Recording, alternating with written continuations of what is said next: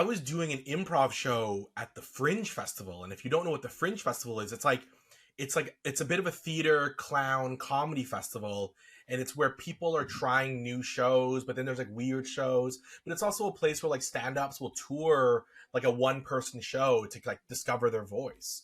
And I was touring a 2-person improv show where we would interview an audience member about their life, and then we would turn it into an action movie.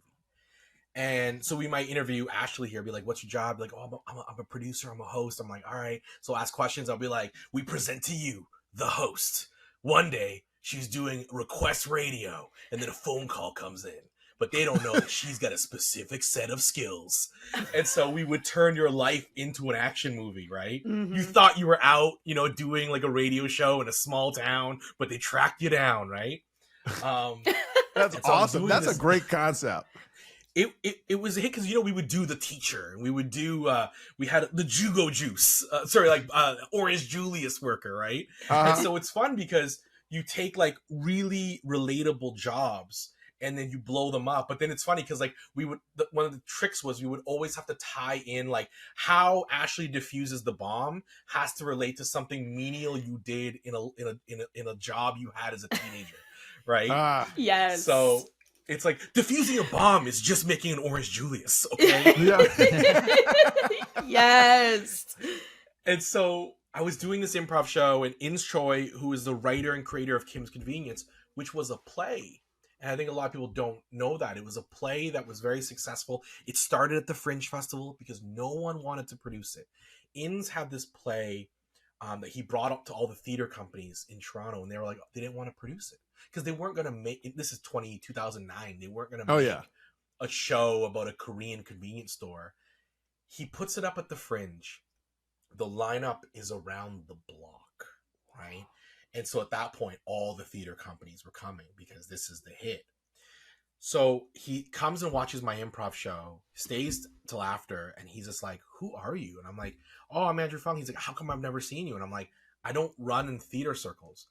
And I'm like, why'd you come to my show? And he's like, you're the only Asian actor at the entire Fringe. And it was a poster of me with a gun, like Die Hard.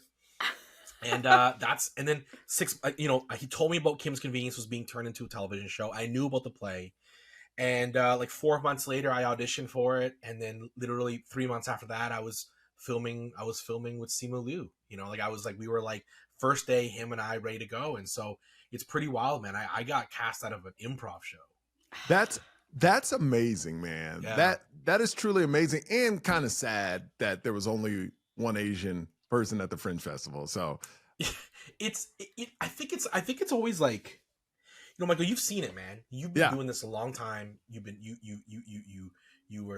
covered the industry. Now you're in the industry making it happen. But like, it still feels like it's very small. And there are literally times like my wife asked me how I knew you. And she's like, how do you know Michael? I'm like, because we're Asian. Like, it's like, that's like, I know. It's so true. When someone comes to town, and a comedian comes to town, I always just reach out because I'm like, hey man, I love your work, and that's how we bond because we have very similar lived experiences. Yeah, the way it happened was I was a big fan of Kim Convenience. I kind of commented on some of your stuff. You hit me back. Then I was like, I'm coming. And you were like, yeah, I'm there. You brought your wife. I mean, that's how it works. There's this ease with it's all Asians in the community, usually in the industry. It's an ease where you can hit any one of them up.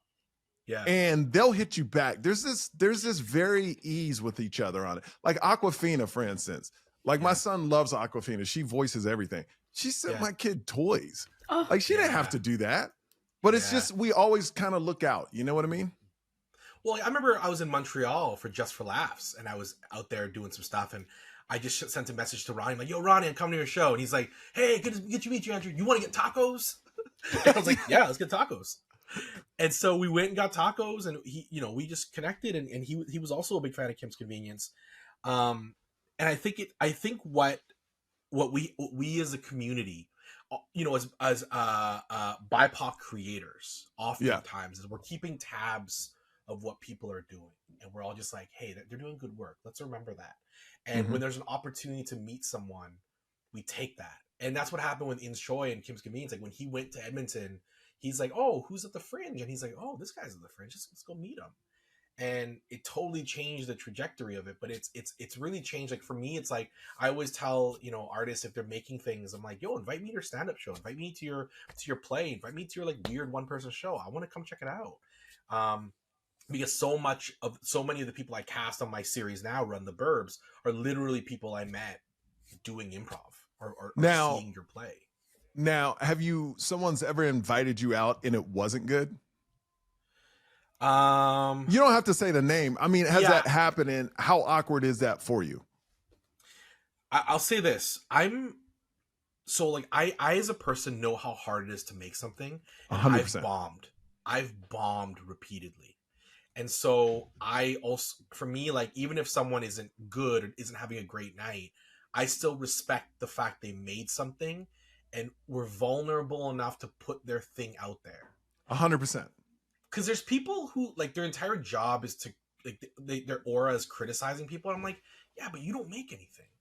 Yeah. You don't make anything. Like, look, my mom made me food. You think I ever talk back to my mom like, I don't like this? Hell no. No. Because my mom made it. Right? Yeah. And she would hit you with a slipper or a wooden spoon. So, no. We got the same mom, okay? Yes, we did. Yes, 100%. But like, when you make something, I think I'm wise enough to respect how hard it is to do something, and I don't know the battle they're fighting. And the truth is, like, that might just be one night. And it's true. And I've had it where I saw someone and they didn't have a great night, but then I hear from someone else like, yo, so-and-so crushed it when I saw them. And I'm like, that's so good to hear. Yeah. Because that means they didn't give up. Right. You know what you are. And of course I do my research. I looked at a bunch. Yeah. You're a big champion of people. That's one thing. That's one characteristic. You love to champion people. You love to put people out there. You love to inspire people. Where'd that come from? When I was 19, I started working at the Leisure Center, which is like a water swimming pool recreation area in the northeast of Calgary, in my community. And I started working kind of in the nonprofit sector. And then when I was in university and then grinding out a career in improv comedy, making dozens of dollars, I was the director of a nonprofit. And you said something to me. You said that when you were hosting and doing interviews, you were watching people live their dream and then you wanted to live yours. And for me in the nonprofit sector, I was encouraging young people to be the best version of themselves. And then I myself wasn't being the best version of myself. Mm-hmm. So I think my love of championing people and believing in people comes from working in the nonprofit sector, seeing the power of a person believing in you. But also for me, like, people are like, how did an Asian comedian come out of Calgary, Alberta? And look, I know you're in the US, but like, Alberta is a bit like the Texas of Canada at times. Okay. And I'm not knocking it, but I'm just saying that like the idea of an Asian comedian coming out is pretty wild. And they're like, how? And I'm like, teachers believed in me, you know? And so I see the power of being believed in. So I want to keep doing that. And also selfishly, I hope to work with you. Like if I believe in you and you become that emerging director, it's like, yo, like, can we work together? So, you know, I can help others, but also be a little selfish at the same time. Oh, but that's the thing, because honestly, the bigger you get, the more people you can help. Yeah. And that's what I noticed in this industry. Like there are horrible people in every industry, every job, but when you find someone good that likes to elevate other people, it's really special. And what's interesting, that word gets around, you know, and that's what you're building over there, man.